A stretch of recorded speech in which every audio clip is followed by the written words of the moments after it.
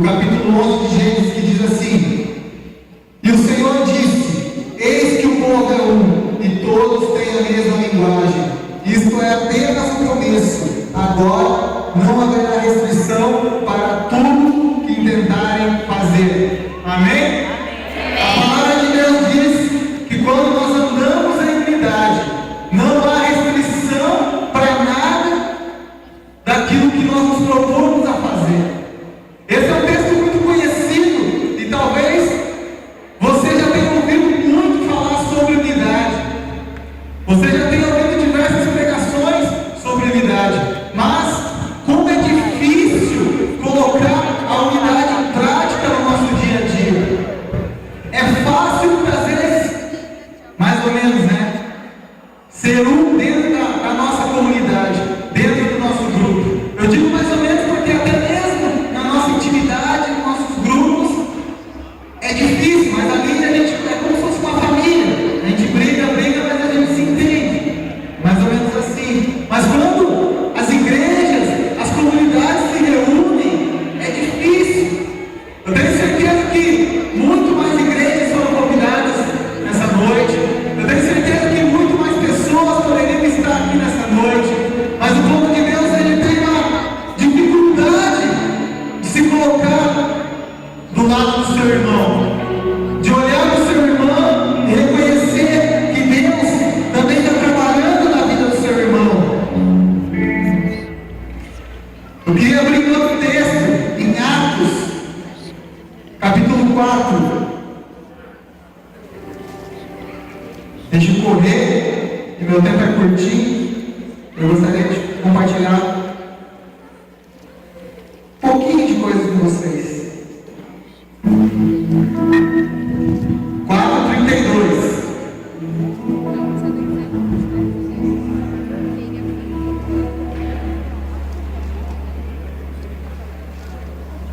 Amém? A palavra diz assim: da multidão dos que creram era um o coração e a alma. Amém? A palavra diz: era um o coração e a alma. Estava sendo falado aqui sobre avivamento.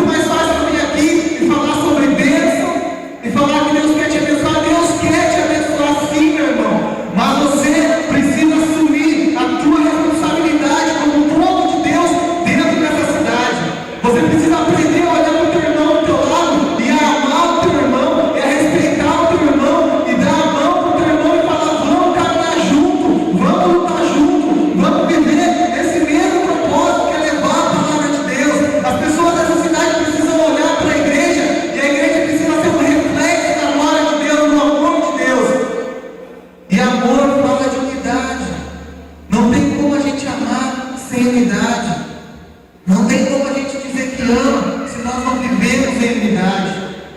Abra comigo a palavra em 1 Coríntios, capítulo 1.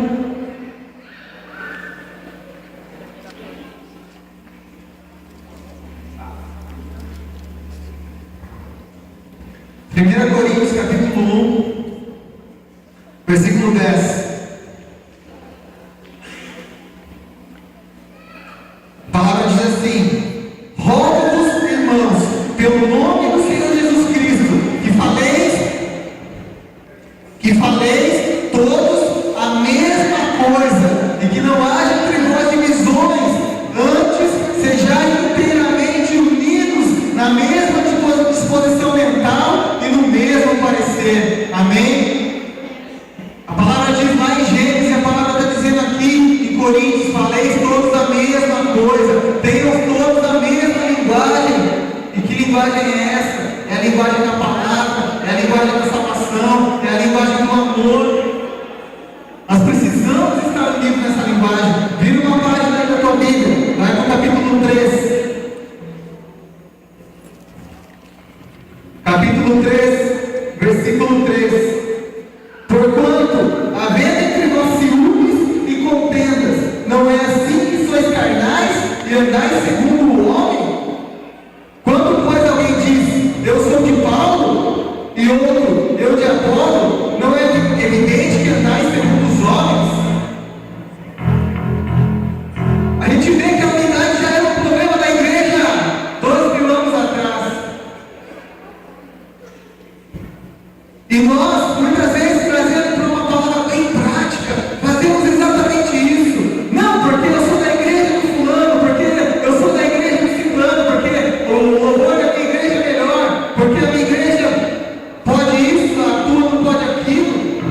Meus irmãos, o Senhor estende graça sobre as nossas vidas, e Ele se manifesta de diversas maneiras. Tem a igreja que vai alcançar aquela pessoa, a igreja que vai alcançar a outra pessoa, e nós precisamos aprender a respeitar os nossos irmãos. Eu sou discípulo hoje do pastor Samir, mas eu já fui discípulo de outros pastores, e todos foram homens de Deus que, com as suas capacidades e também com os seus problemas, os seus defeitos, abençoaram a minha vida. E nós precisamos parar de muitas vezes sentarmos ali no nosso almoço de domingo e falar: ah, você viu a igreja de fulano, você viu a igreja de ciclano, aconteceu isso, aconteceu aquilo. E nós precisamos nos levantar e orar pela igreja. Se está acontecendo alguma coisa na igreja, no pastor, tal, eu tenho que orar. Se é na Assembleia de Deus o problema, se é no Evangelho Quadrangular, se é na comunidade cristã, eu tenho que orar por essa igreja. E não falar: você viu? Porque nós não podemos ficar apontando os pecados dos nossos irmãos. Como um exército antes, nós deveríamos nos proteger. Às vezes, como igreja, eu pego o irmão que está ferido na batalha e jogo no meio do outro exército. Eu jogo ele de frente para o inimigo. Eu vou e comento com os meus irmãos, com as pessoas do mundo que ainda não conheceram a Jesus. Você viu o que aconteceu na igreja tal? Ah, aquele pastor aí não presta. E o cara vai se converter como? Antes eu tinha que proteger. Falar: não, meu irmão, aquela pessoa errou porque ele é homem. E a palavra diz que o homem pode errar. A palavra diz que ele está de pé muito para que não caia. Mas eu sei que ele é um homem de Deus. O Senhor vai restaurar a vida dele. Todos nós estamos sujeitos a errar. O que acontecer é: a igreja tal está aqui, a igreja tal está ali, a igreja tal está ali, a outra ali. E muitas vezes a gente não se mistura. Na hora que vem tocar uma equipe de louvor aqui, vem só aqueles que estão naquela igreja. Aí troca, aí aquele povo sai e entra só os que estão naquela igreja. Cadê a unidade nisso? Esses são pequenos problemas que a gente vai diagnosticando e a gente precisa corrigir. Dá uma puladinha um pouquinho mais aí, 1 Coríntios 12.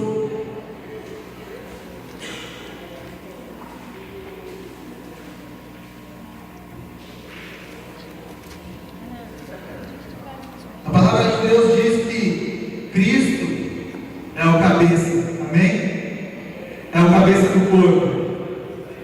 E se Cristo é o cabeça do corpo, é Cristo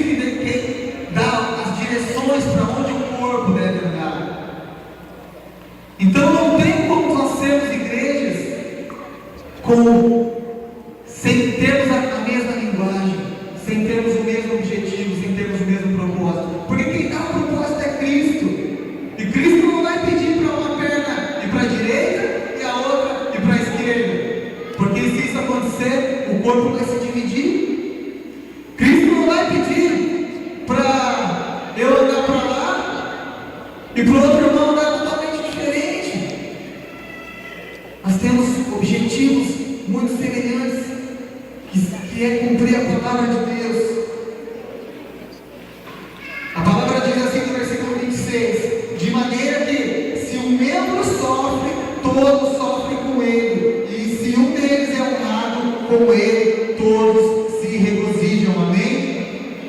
Essa precisa ser a nossa atitude. Se o meu irmão está sofrendo, eu preciso sofrer junto. Se o meu irmão está alegre, eu preciso me alegrar junto. Se aquela igreja está conquistando, eu preciso me alegrar com ela. Se aquele pastor está prosperando, eu preciso me alegrar por ele. Agora, se aquela igreja está sofrendo, eu preciso sofrer com ela. Eu preciso estender a minha mão. Eu preciso ir lá, oferecer a minha ajuda, o meu apoio. Meu irmão, o que você precisa? Amém, meus queridos? Nós precisamos ser um. Se nós quisermos, como povo de Deus, impactar a cidade de Bom Retiro, nós precisamos viver em unidade. Amém? Então diga assim: unidade. Chave para o avivamento. Chave para o avivamento. E agora outra chave que Deus me deu. Diga para o irmão: santidade. Abra lá no livro de Êxodo, capítulo 19.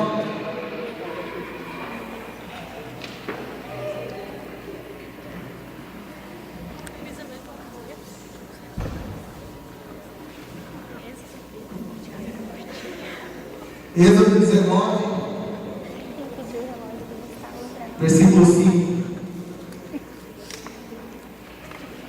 A palavra diz assim: agora, pois, se diligentemente ouvirdes a minha voz e guardardes a minha aliança, então sereis a minha propriedade peculiar dentre todos os povos, porque toda a terra é minha. Vós me sereis reino de sacerdotes e nação santa. São estas as palavras que falaram aos filhos de Israel. Amém? O Senhor te chama, meu querido, para ser uma nação santa. Não adianta nós vivermos na unidade do pecado, na unidade da hipocrisia, na unidade da falsidade, na unidade da mentira. Mas nós precisamos viver numa unidade de santidade. Vamos lá para o Novo Testamento, 1 Pedro, capítulo 1.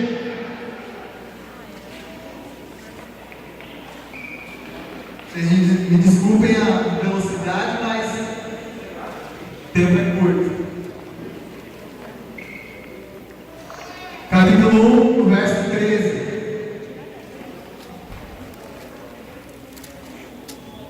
A palavra diz assim: por isso, cingindo o vosso entendimento, sede sóbrios e esperai inteiramente na graça que vos está sendo trazida na revelação de Jesus Cristo. Como filhos da obediência, não vos amoldeis as paixões que tinhas anteriormente na vossa ignorância. Pelo contrário, segundo é santo aquele que vos chamou, tornai-vos santos também vós mesmos, em todo o vosso procedimento, porque está escrito: sede santo, porque eu sou santo. Amém? O Senhor nos exorta em santidade, fala assim: não vos amoldeis as paixões que tinhas anteriormente. Muitas vezes, o que tem acontecido dentro da igreja é que a igreja tem se misturado com o mundo. Satanás, ele não cansa de investir, e Satanás, ele ataca.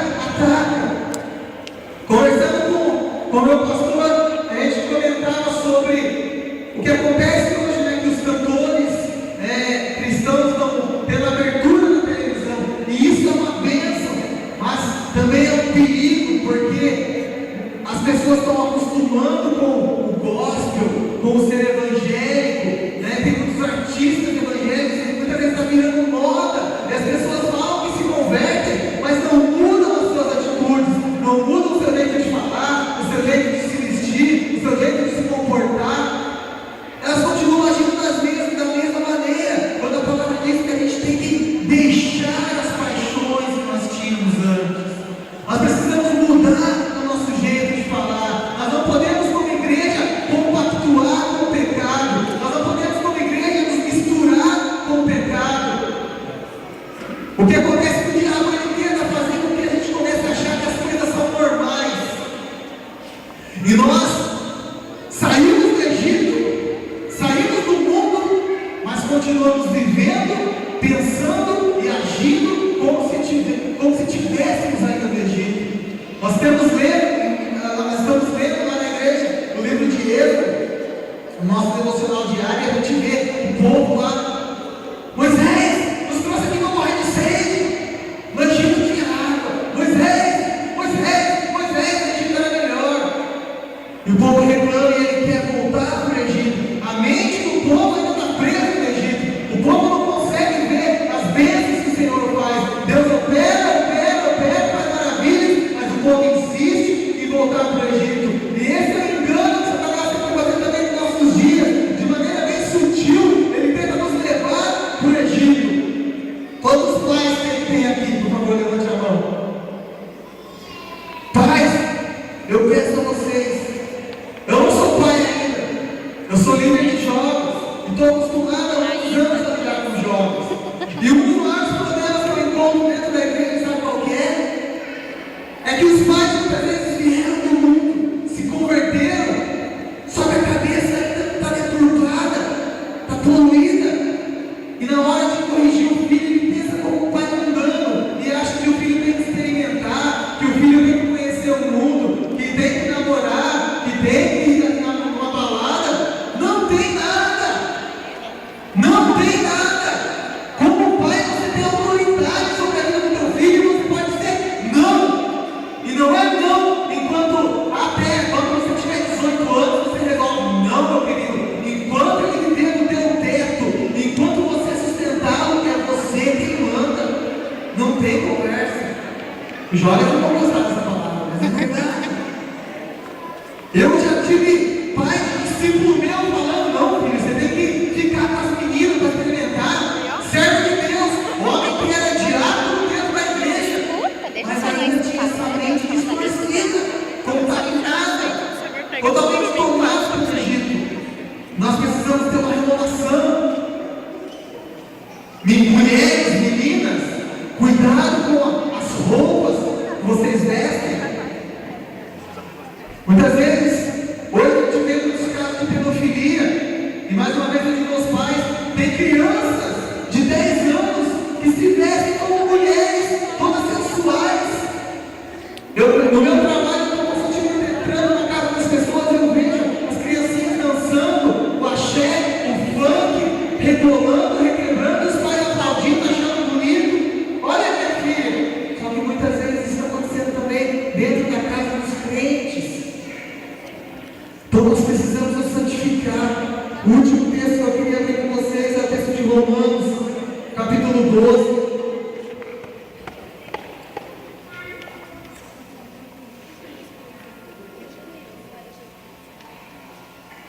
Versículo 1. A palavra diz assim: rogo-vos, pois, irmãos, pela misericórdia de Deus, que apresentei o vosso corpo como sacrifício vivo, santo e agradável a Deus, que é o vosso culto racional. E não vos conformeis com este século, com este mundo, com este padrão de mundo, mas transformai-vos pela renovação da vossa mente, para que experimenteis qual seja a boa, agradável e perfeita vontade de Deus. Amém? Nós precisamos transformar a nossa mente. E o que transforma a nossa mente é a palavra, é o contato com a palavra de Deus. A palavra de Deus transforma a nossa mente. Nós precisamos tirar a mente do mundo, precisamos tirar a mente do Egito e colocar a mente de Deus nas nossas vidas. Amém? Fala para o teu irmão: unidade e santidade, chave para o avivamento. Amém? Eu queria que você ficasse de pé e que nós pudéssemos fazer algo bem prático, rapidamente.